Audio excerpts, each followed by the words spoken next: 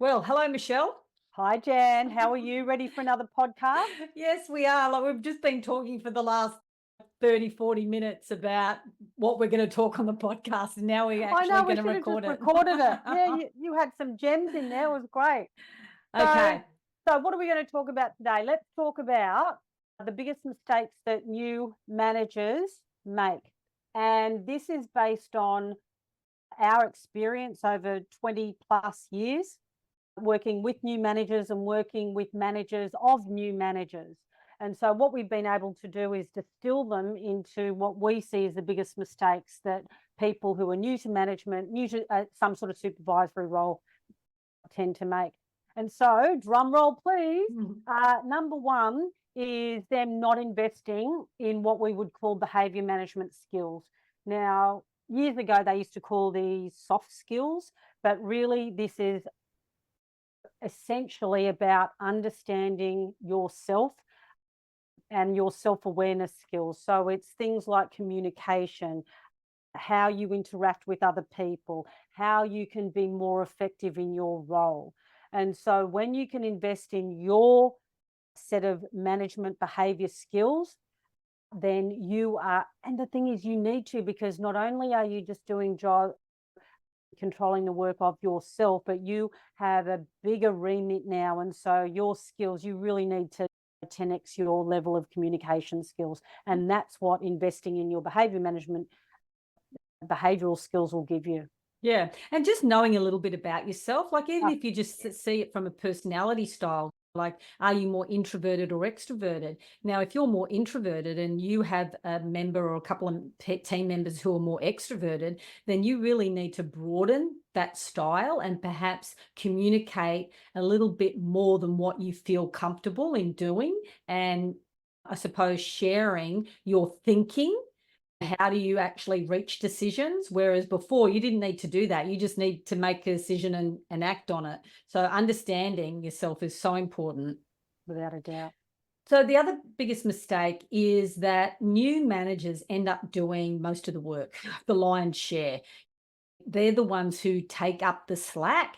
And the reason is because not only are they required to still be a contributor, so still do the work, that they also have to manage other people's work, and that their reputation is not just on the work that they produce, but also those other people. And because their reputation and their level of achievement has got to them to this position, they want to continue that. And so they end up just going, look, I'll do it because it's easier if I do it.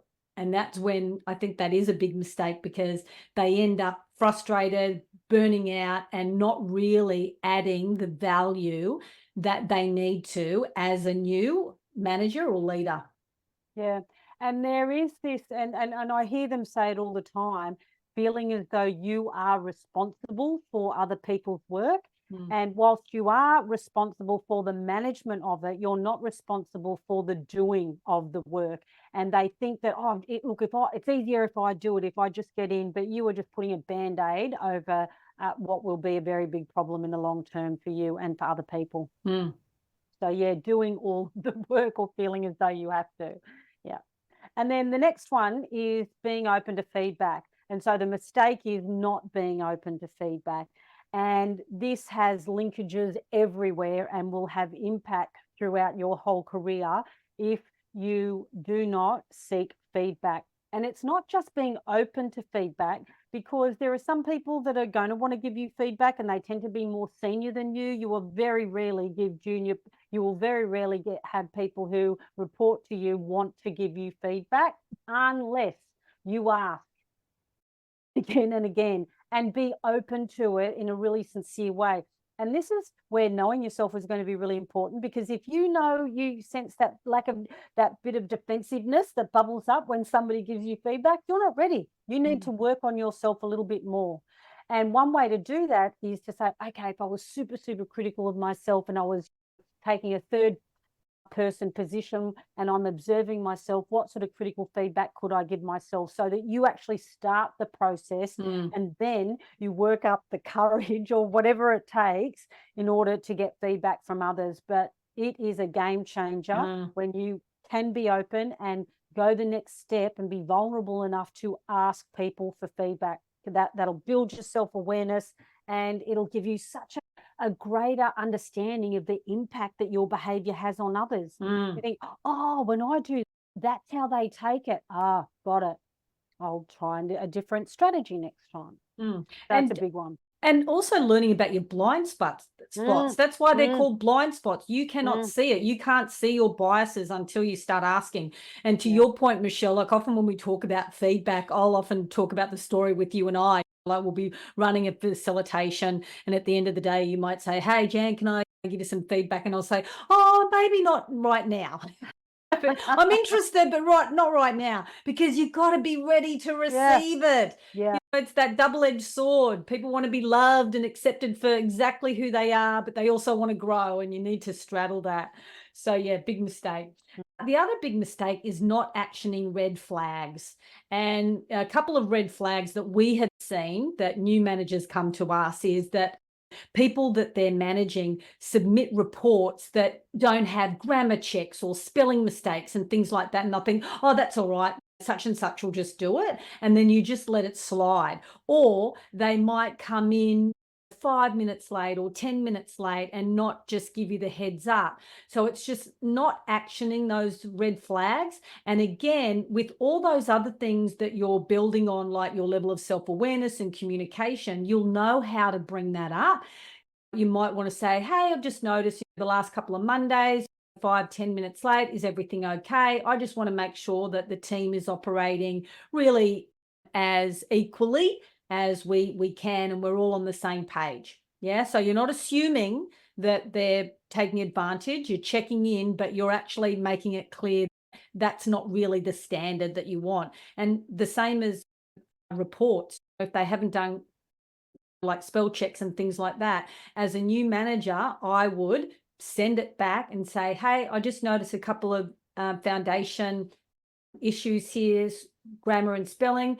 Could you please work through this? And then once you do that, then send it to me, and I'm willing to have a look at it." So again, it takes a little bit longer, but you're actually actioning those red flags and setting up. Without a doubt, Jan, you've got to get in early with the red flags. Otherwise, they become entrenched performance issues. And if you don't know if it's a red flag, then talk to a colleague or talk to your manager.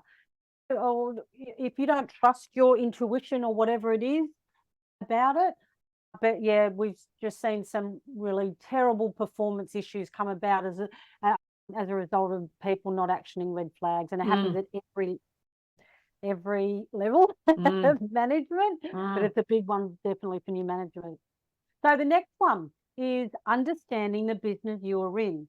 And we do get feedback from the managers of new managers that they notice that they're really good at understanding their sort of pocket or their silo or their area of work, but not understanding how the bits or the parts of the organization fit together, and how if you're just functioning really well, but it's at the expense of another area, then the whole organization isn't moving forward. And you won't know that until you start to understand the business. And it can be as simple as going to have a coffee with the other supervisor of another area, or having a meeting with them every so often to see, so how is the work that you're doing impact us? Have you got a copy? Like, does your organization or business have a business plan? Start with that. And when you don't do this, it leads to you being seen as somebody who is not strategic. How often do you hear that? This is the beginning. This is the genesis of that happening, when you don't understand just not your area, but the area outside your area, then the area outside that area. It's like an onion. And then when you understand more of that, that becomes strategic. And so it's a big mistake, actually, that we find that new managers can make. Yeah, like even understand the procurement process or the financials and the budget. That makes such a difference. Yeah. Yes, absolutely.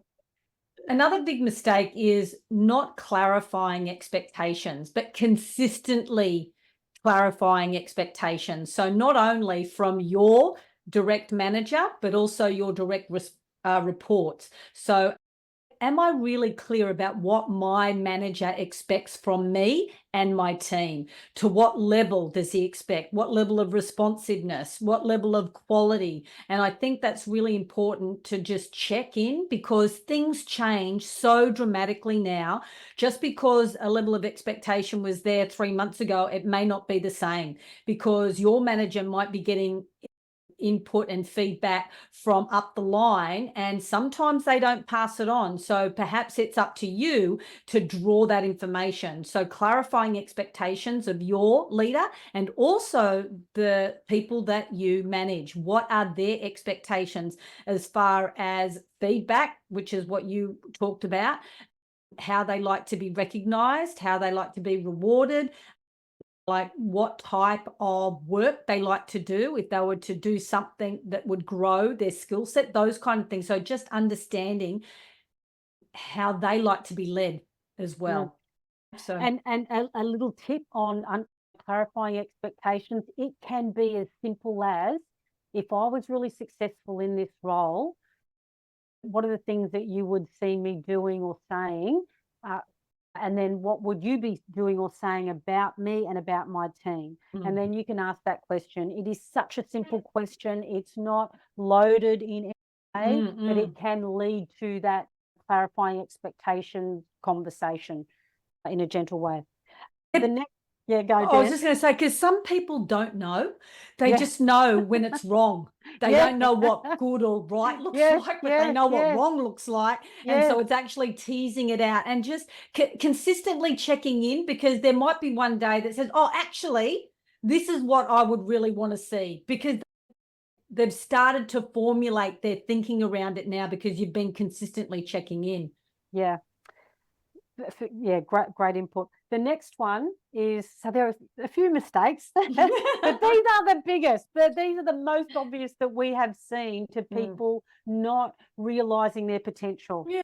that other people saw in them. So the next one is inability to cope with change or changes. And we have seen, like, this one runs true.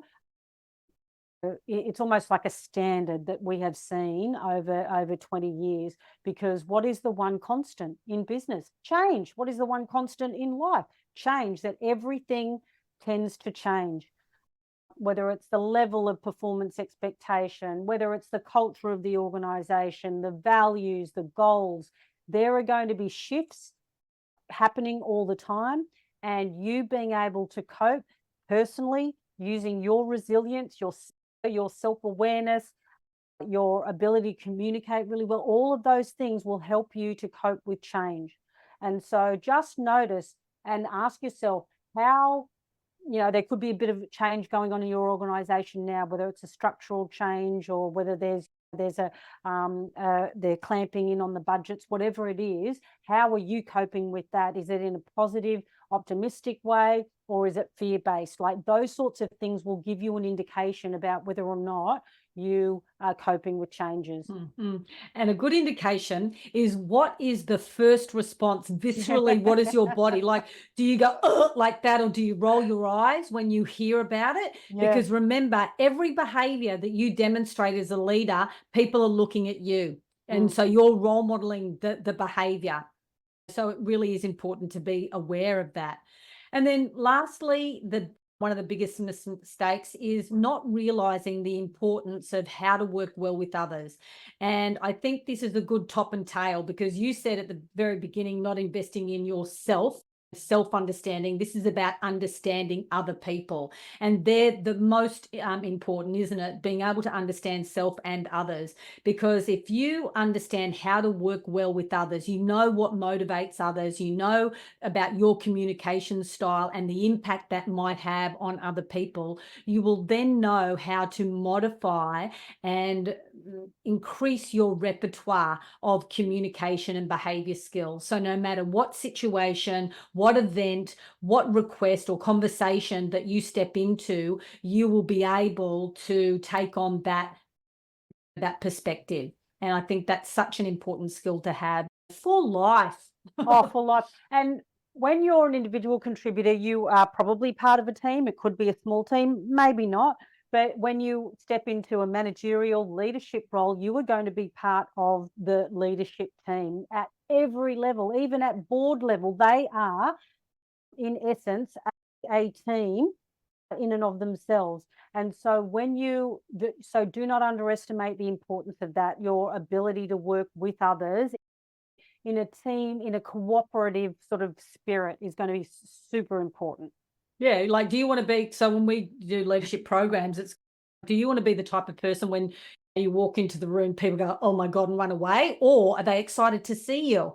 Just notice the impact that you are having on others, and then give yourself some slack, because first of all, you have to have awareness of it. Then you have to accept, okay, I am where I am, and now you might be willing to do some work and change.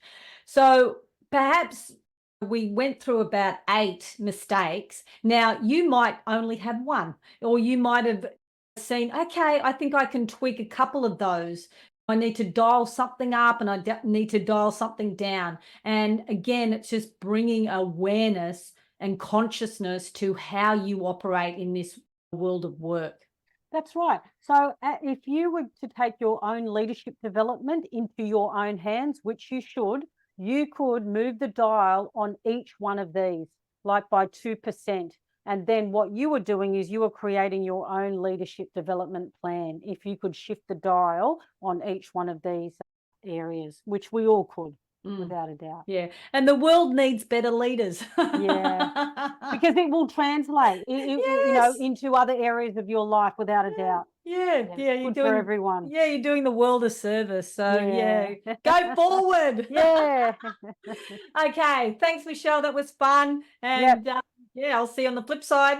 Okay. Bye. Bye.